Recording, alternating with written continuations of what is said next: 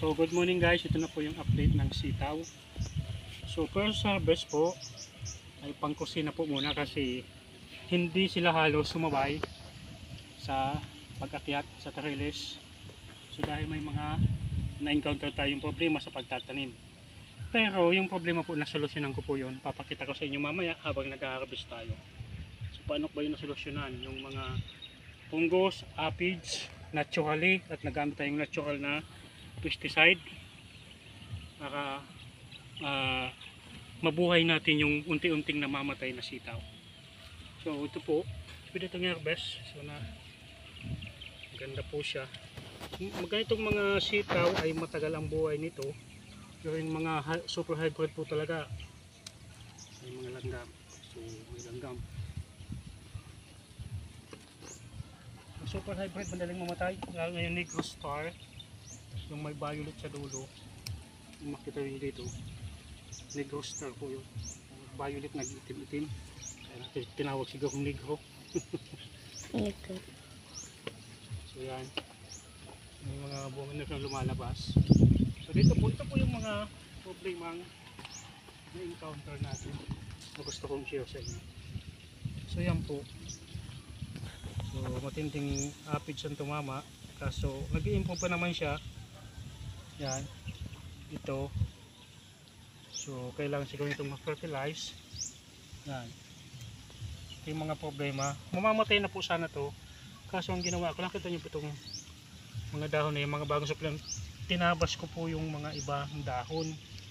Tinanggal ko para mamaya makita po natin yan. Nasaan na yun?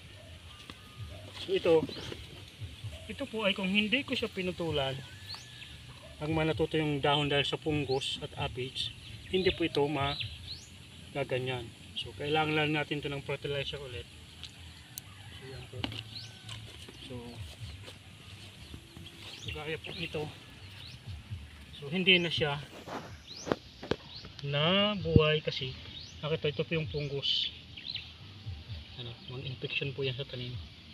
Tinamaan na yung tanim. So tatanggalin na natin to. Talagang sigurado mamatay na yan.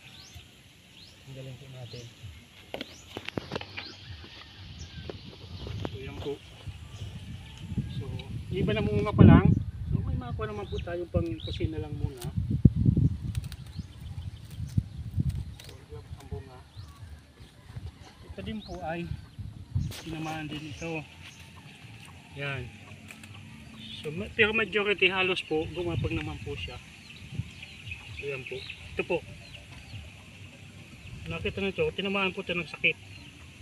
Pero na-survive siya kasi yung unti-unti nang bubulok tong dahon, namamatay, tinabas ko po yun, tumira lang ako ng konti.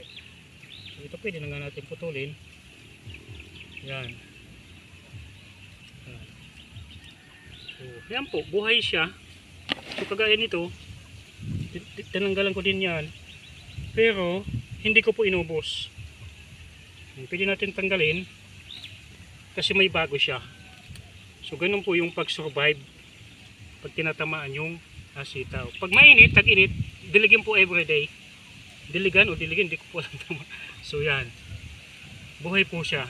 Maglalagay po ako ng mga kunting fertilizer lang para lumaki po siya agad, makabawi. Pag naka-recover po sa sakit. So ito po, ito din. Yan. So naka-recover din siya, makana ko yung tinanggal. Yan po, ito. So tatanggalin na natin to. Kasi malaki ang possibility na makahawa siya dyan dahan-dahan. Yan. Ito din po, nakita nyo, wala na siya ditong daon, tinanggal ko yan. Pero nag-survive siya. Yan. Tapos ito, kukunin natin yung bunga. Yan. Mayroon po muna tayong pangkusina. So pag sabay-sabay na po sila halos po sila ay naka-recover sa sakit. Kaya malaki pa rin ang chance natin na makakuha pa rin ng medami-dami.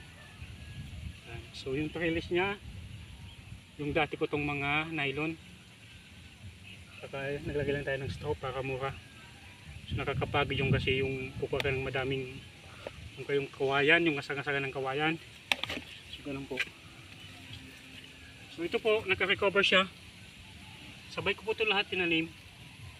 At may mga tig-transfer ako na baka maka-recover pa, nilagay ko na dyan. Tinamaan din niya ng sakit. Tinanim ko ito sa baba. Tinamaan din niya ng kuyan. Kaya nilagay ko dyan, baka maka-recover pa. So ito din po. Yan. Ito may malaki ang chance na maka-recover. Yan. Lumalabas po siya. Yan. So halos okay na po siya. Ito. Makikita po ninyo. So akala ko nga mamamatay na to, na discouraged na po ako. So tinara ko lang to. Huwag po natin ubusan ng dahon pag nasa gitna ng punggos. Tatanggalin na po natin siya. Kasi pwede pa siyang makahawa. So hahayaan natin yung siya na. So bagong dahon na. Yan. Ito. Ito ba? So sana po may natutunan kayo sa aking sharing sa pagtatanim ng sitaw. Hanggang doon po yun. Yan. Alas ganun po ito din. Kung nakita nyo.